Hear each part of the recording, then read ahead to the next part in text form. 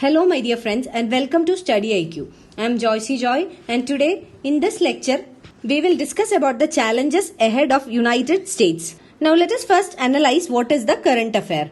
So there are two issues related to the US economy. First one is regarding the interest rates and the second one is US stand on global trade. So let us analyze the first one in brief. So the interest rate means the interest rate decided by the Federal Reserve, which is the central bank of the economy. So Federal Reserve is the monetary authority in US, the central bank of the US economy, and we have seen that recently in the past many times Federal Reserve has increased the interest rates.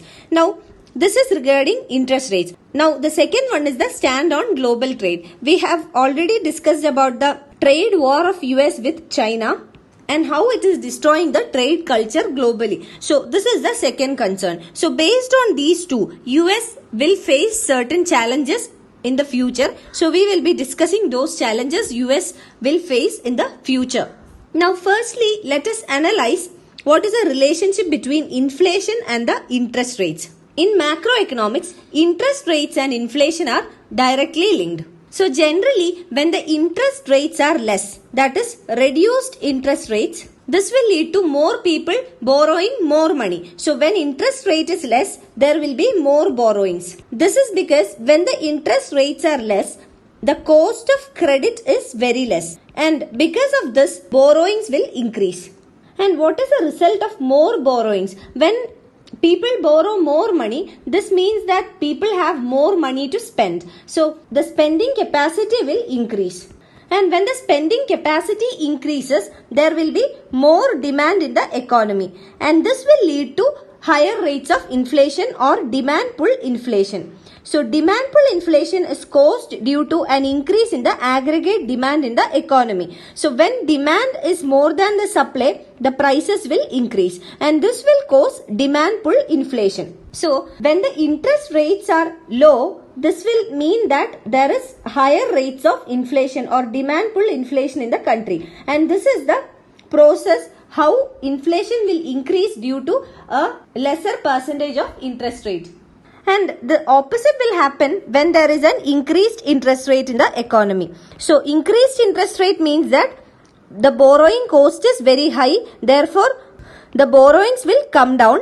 And when borrowings come down, people have less money to spend. So this will reduce the aggregate demand in the economy. Thereby, the demand will be lesser than the supply. So prices will remain the same or it will fall. So as a result, what happens? Inflation rates will be very less. So when there is an increase in the interest rate, it means that inflation will be less. So there is a reverse relationship or opposite relation with interest rates and inflation. So this is the basic understanding you should have with regard to relationship between inflation and interest rates. Now let us take the second case, that is increase in the interest rates. So as we have seen, when there is an increase in the interest rate, it will result into a fall in inflation rates or reduction in the rate of inflation. But what happens with regard to savings? Savings are also linked with the interest rates, and when the interest rates in the market or financial institutions are high, you will have a tendency to save your money. So there will be more savings or more money will be mobilized in the financial institutions in the form of savings.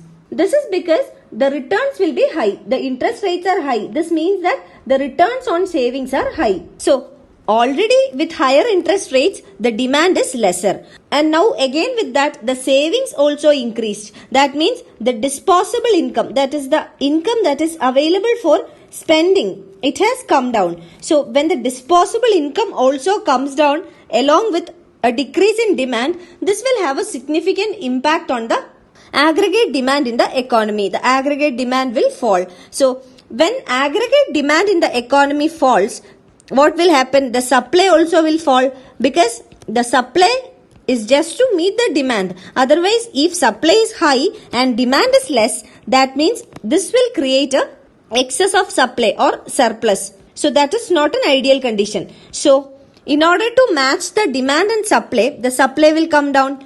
So as a result of reduced supply, the economy will slow down. This is because Supply necessarily indicates the output or the production. Now let us come back to the US economy. We have seen that the Federal Reserve, this is the central bank of US economy. The Federal Reserve has increased the interest rates recently many times. So what will be the impact of this? The economy will slow down and the inflation rate will come down. So this will have a direct impact on US economy. Now let us understand what does the data reveal on a possible rate hike.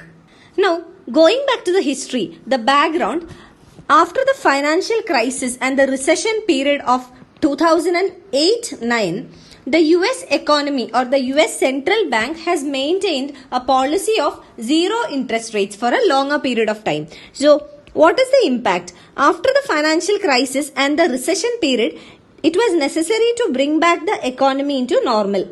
So during that time, there was 0% interest rate, and we have seen earlier that when the interest rates are very less or when it is less, the borrowings will increase. So when the borrowings increases, the investment will increase, the production will increase, the spending also will increase. So there is a threefold effect. One is on the spending increases, second one on production increases, and third on investment. The investment also increases. So we can say it's a threefold effect. Now, after the recession and the financial crisis, it was important to bring back the US economy back into normal. So increasing the spending or the aggregate demand was necessary. Again, increasing the output or the production was also necessary to sustain the supply. And increasing the investment was also necessary in order to increase the production capacity. So, for all these reasons, the US monetary policy maintained a 0% interest rate or very liberal or expansionary monetary policy. And now, the central bank is trying to return the interest rates back to normal levels. That is why it is undertaking a frequent rise in the interest rates. Also, according to the Employment Cost Index in the US, the wages and salaries for the private industry are 3% higher now. And this is the fastest growth since 2008. So, there is a 3% hike in the private sector wages and salaries. And this is the fastest growth. And now, when there is more salary or wages, what will happen? The spending capacity will increase. So, there will be more disposable income with the households. So, this will have an impact on the aggregate demand. So, the aggregate demand will increase when you have more income, when you have more spending capacity, more disposable income. So, here, with the increase in the wages and salaries, the aggregate demand will go up in the sense that this will increase the spending capacity of the normal households in the country. So what happens when the aggregate demand increases? This will lead to higher rates of demand pull inflation. Demand pull inflation is caused due to an increase in the aggregate demand. So this will lead to an increase in the demand pull inflation. And in order to contain this situation, the monetary policy is looking forward to increase the interest rates. So we have seen what is the relationship between inflation and interest rates. When inflation is high, the interest rates will be increased in order to contain the inflation. So that is what the central bank of US economy is doing now. Now let us understand whether there is a sign of recession in the US economy. And this can be understood with the help of a yield curve. So first of all, let us understand what is a yield curve. So yield curve is a line that plots the interest rates of bonds.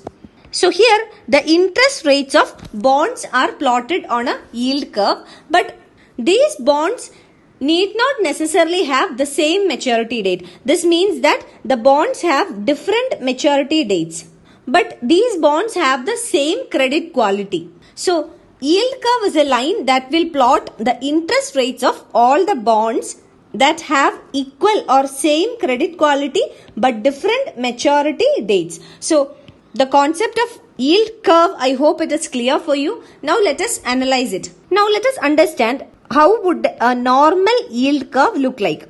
So a normal yield curve is one with longer maturity bonds having a higher yield. So a yield curve would look normal when there is higher yield for longer maturity bonds. This is because in the long term there is lesser possibility of risk. But in case of shorter term maturity bonds or short term maturity financial instruments, the risk would be higher because in the short term there can be many risk factors. Now a normal yield curve is when the yield is high with normal maturity with higher or longer maturity bonds. Now, what is the relationship between the interest rates and the yield curve? So, basically we have seen a normal yield curve would be those yield curve which has higher yield because the bonds are of long-term maturity in nature.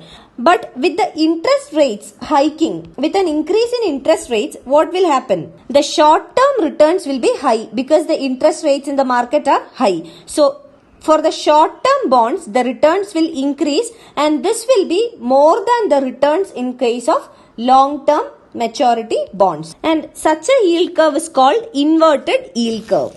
So, what is inverted yield curve? It is a yield curve where the short-term yields are higher than the long-term yields. And essentially, an inverted yield curve is a sign of upcoming recession. So, if the Fed hikes the interest rates again, there is a chance of inverted yield curve. That means in the short term, returns will be higher than the long term. So this can possibly lead to a recession in US economy. Now, what is meant by this recession? Recession is a slowdown or it is a massive contraction of economic activities in an economy. Like if the economy is undergoing a recession, the growth indicators like the GDP growth will come down, the corporate profits will come down, the rates of employment growth will come down. So this is actually a slowdown or a massive contraction in the economic activities leading to lesser economic growth in the economy. So there are all possible chances that the US economy will face a recession in the near future.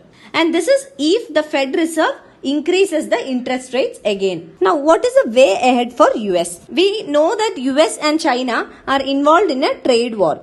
So US must get some concessions from China or it should resolve the conflict with China with regard to trade related matters. So this can have a possible positive impact on the trade. And US also make its trading partners accept some minor concessions. For example, trade agreements like the NAFTA agreement. So this will improve the country to improve on its trade front. Also, the US should focus on climate change and another focus must be on fiscal imbalance. The fiscal imbalance is mainly due to the spending of the government on social security and Medicare. So, US should resolve this also. You can find the PDF of this lecture on my Facebook page and for any queries regarding your UPSC preparations, you can get in touch with me on my Facebook page or you can email me at joyce.studyiq@gmail.com. Thank you.